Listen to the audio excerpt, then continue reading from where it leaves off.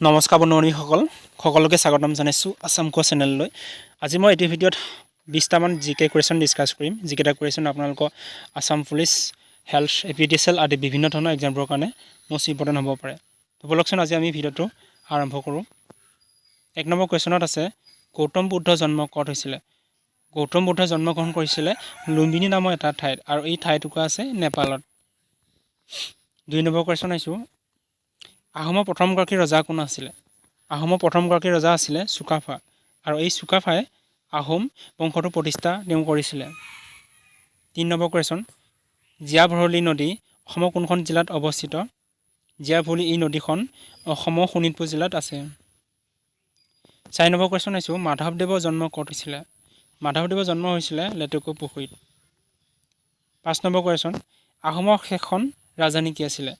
আহোমৰ শেষখন ৰাজধানী হৈছে যোৰহাট আৰু প্ৰথমখন ৰাজধানী হৈছে চৰাইদেউ মনত ৰাখিব প্ৰথম আৰু দ্বিতীয় কেতিয়াবা এক্সামত খুদি দিয়ে 6 নম্বৰ কোৱেশ্চন কাক দিহিঙা ৰজা বুলি জনা যায় দিহিঙা ৰজা বুলি চুহুংমুঙক জনা যায় 7 নম্বৰ কোৱেশ্চন অসমৰ প্ৰথমখন দৈনিক বাতৰি কোনখন অসমৰ প্ৰথমখন দৈনিক বাতৰি হৈছে দৈনিক বাতৰিকে জনা যায় 8 নম্বৰ কোৱেশ্চন ভাৰতৰ সংবিধানখন কেতিয়া গৃহীত হৈছিল আমাৰ ভাৰতৰ সংবিধানখন গৃহীত হৈছিল 26 নৱেম্বৰ তাৰিখে 1949 চনত 9 নম্বৰ কোৱেশ্চন আইছো পলাশী কেতিয়া যুদ্ধ হৈছিল পলাশী যুদ্ধ হৈছিল 1757 চনত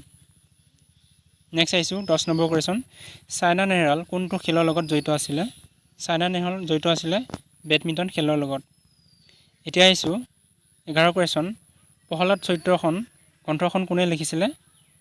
প্ৰহ্লাদ চৰিত্ৰ গ্ৰন্থখন লিখিছিল হেমৰ সৰস্বতীয়ে মোষ্ট ইম্পৰ্টেন্ট কোৱেশ্চন এই কোৱেশ্চনটো আহি থাকে এতিয়া আইছো 12 কোৱেশ্চন অসম সাহিত্য সভা কেতিয়া গঠন হৈছিল অসম সাহিত্য সভা গঠন হৈছিল 1917 চনত 13 কোৱেশ্চন আইছো ভাৰতৰ প্ৰথম উপৰাষ্ট্ৰপতি কোন আছিল ভাৰতৰ প্ৰথমজন উপৰাষ্ট্ৰপতি আছিল ডক্টৰ সৰ্বপল্লী ৰাধাকৃষ্ণন 14 কোৱেশ্চন আইছো ভাৰত পাকিস্তান সীমান্তক কি বুলি জনা যায় ভাৰত পাকিস্তান সীমান্তক ৰেড ক্লিফ লাইন বুলি জনা যায় আৰু ভাৰত চাইনাৰ সীমান্তক জনা যায়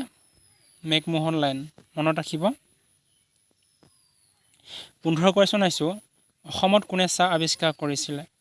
অসমত পোনপ্ৰথমে চাহ আৱিষ্কাৰ কৰিছিল ৰবাৰ্ট ব্ৰুছে নেক্সট আইছো 16 কোৱেশ্চন কোন চনত ৰবীন্দ্ৰনাথ ঠাকুৰক নোবেল বঁটা প্ৰদান কৰা হৈছিল 1913 চনত নেক্সট আইছো 17 কোৱেশ্চন ভাৰত ত্যাগ আন্দোলন কেতিয়া হৈছিল ভাৰত ত্যাগ আন্দোলন হৈছিল 1942 চনত মনত ৰাখিব এই ভাৰত ত্যাগ আন্দোলনৰ ওপৰত কোৱেশ্চন আহি থাকে এতিয়া আইছো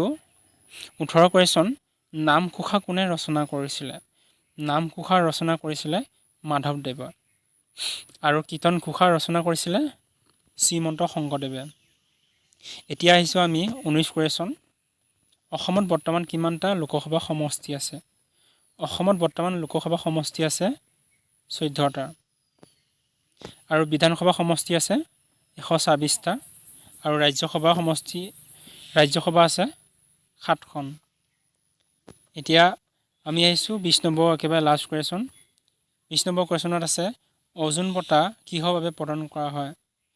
অৰ্জুন বঁটা খেলৰ কাৰণে প্ৰদান কৰা হয় তথা ক্ৰীড়া ক্ষেত্ৰত এই অৰ্জুন বঁটাক প্ৰদান কৰা হয় অসমৰ প্ৰথমজন অৰ্জুন বঁটা পোৱা ব্যক্তি হৈছে ভোগেশ্বৰ বৰুৱা এটো মনত ৰাখিব এক্সামত পায় খুদি দিয়ে অৰ্জুন বঁটা লাভ কৰা প্ৰথমজন অসমীয়া ব্যক্তিৰ নাম কি তেওঁ হৈছে ভোগেশ্বৰ বৰুৱা সো বন্ধুসকল আজি আপোনালোকক মই এটা সৰুখুৱা ভিডিও দিবলৈ চেষ্টা কৰিলো যিকেইটা জিকে কোৱেশ্চন আপোনালোকক যিকোনো ধৰণৰ এক্সামত খুদি দিব পাৰে সো আপোনালোকে কোৱেশ্চন বিলাক পোৱা মনত ৰাখিব তো আজিলৈ ইমানতে নেক্সট আমি লগ পাম নেক্সট এটা ভিডিঅ'ত